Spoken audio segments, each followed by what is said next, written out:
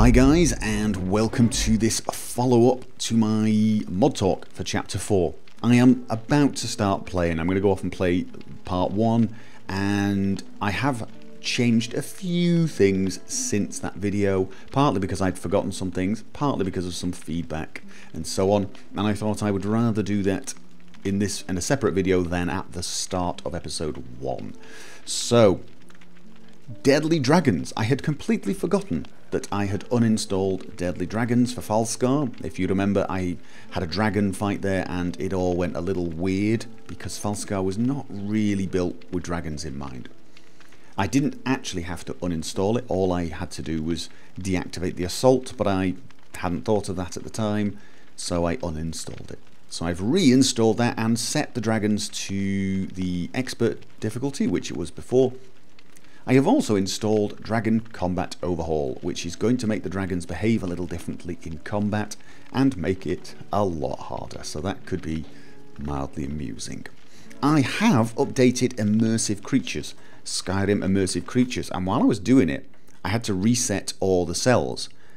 And I basically, on reading on how to do it, I realised that this mod allows you to change how often the cells respawn without going through the whole tweaking settings and so on. You can literally set these to 1 hour, then sleep for an hour, and all the cells will have respawned, so no more waiting for 31 days, which is actually a really nice feature. So I basically just deactivated the random cell spawner, I changed all of the values to 1, I then went and slept for the night, and then I reset the respawns. So everything in Skyrim is completely reset, no need to wait 31 days, which is a really nice feature to have added actually, so that was kind of cool.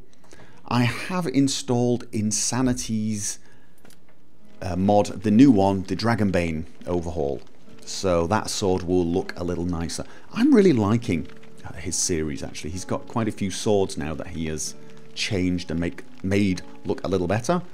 And I'm thinking he should probably make a weapon pack so we can just get one mod for them. So there is that. Helgen Reborn. I have uninstalled Helgen Reborn. I was told that it is not compatible with part 2 of Fight the Thalmor, and I went off, I checked, and that is true. There is a small problem with crashing when you go into a certain area if you have both mods installed. Now there's a way around it using fast travel, but you guys know my feelings on fast travel, so I've uninstalled it for now. Don't be too disappointed, I intend to install it again and do it as a side series. So I'll do a small mini series, the same way as I did with Conan, the Hyborian Age. I will do a mini spin-off at some point, probably after chapter 4. And maybe even with a different character, I haven't decided yet. I did the Conan one with a warrior character I had, and I have a few other characters, not sure how compatible they are with SkyRe, but I may do that. But for now, I'm going to focus on the Fight with Thalmor series.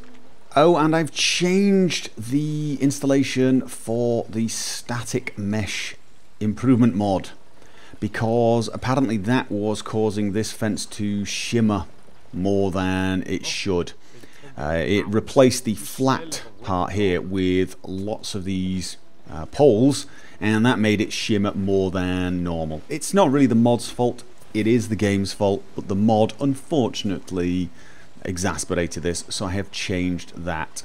I'm still using the 8x multi-sampling, and a few people have sent me advice saying try this, try that, sweet effects, so on and so forth, and I've tried them all and I get the same effect. You probably can't see it, you're probably looking at my screen and thinking there's absolutely no shimmer. I still see a shimmer in game, and this is with hardware anti-aliasing. With the ENB anti-aliasing, it's terrible.